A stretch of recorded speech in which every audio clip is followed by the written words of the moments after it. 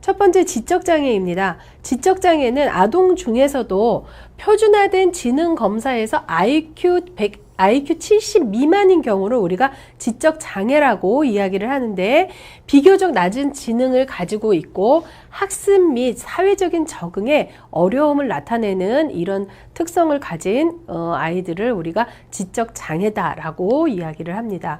지적장애는 지적 기능과 그 다음에 적응 기능, 이 두 가지에서 결손을 갖고 있다고 보고 있습니다. 지적 기능은 추리, 문제 해결, 계획, 추상적인 사고, 판단, 그리고 학교에서 학습하는 그런 학습과 경험을 통한 학습에 있어서의 그 그런 기능이라고 이야기를 한다면, 우리가 적응 기능은 가정이나 학교, 직장, 지역사회 같은 환경 속에서 의사소통을 하거나 사회적 참여를 하거나 독립적인 생활을 하거나 이러한 일상생활을 영위하는 그런 기능이라고 볼 수가 있겠습니다. 이 두 가지 영역에서 어려움을 겪을 때 우리가 지적장애다 이렇게 이야기를 합니다. 그래서 지적장애는 표준화된 지능 검사와 임상적인 평가는 여기서 얘기하는 것처럼 지적인 기능뿐만이 아니라 일상생활에서도 어떤 어려움을 갖고 있는지를 확인을 하고 지적장애다라는 진단을 내리고 있습니다. 예, 지적장애는 보통 일반 인구의 1%, 100명 중에 1명이라는 얘기죠. 100명 대 1명 정도로 나타나는데, 남녀의 비율을 보면 남자가 1.6, 여자가 1일 때 남자가 1.6으로 약간 더 많은 그런 발생한다고 볼 수가 있습니다. 그러나 심한 지적장애에는 남녀 비율에 큰 차이가 없습니다. 심한 장애일수록 어렸을 때 발견이 되지만, 마일드한 경우는 사실 학교 가서 발견이 되는 경우가 굉장히 많습니다. 지적장애는 지속되는 경향이 있어요.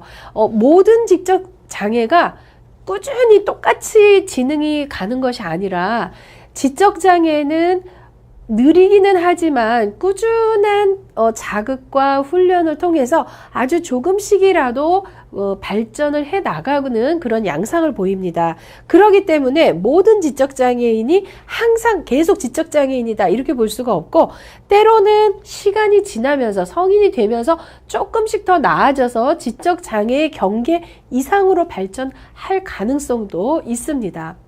또 지적장애의 원인을 보면 우리가 성장 발육 초기에 영향을 미치는 여러 가지 질환이나 상태, 이러한 관련 증상이 사실 굉장히 복잡한 원인으로 되어 있기 때문에 이것 때문에 이런 병이 일어났다 이렇게 얘기하기는 어렵습니다.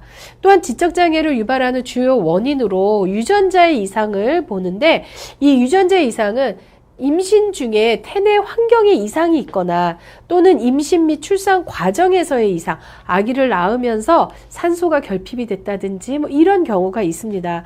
또한 후천적으로 아동이 어떤 질환, 열악한 환경, 열병을 많이 앓고 나서 지적장애가 되는 경우도 있습니다. 그래서 아동이 태어난 이후에 어떤 질환이나 열악한 환경 때문에 지적장애가 나타나기도 합니다.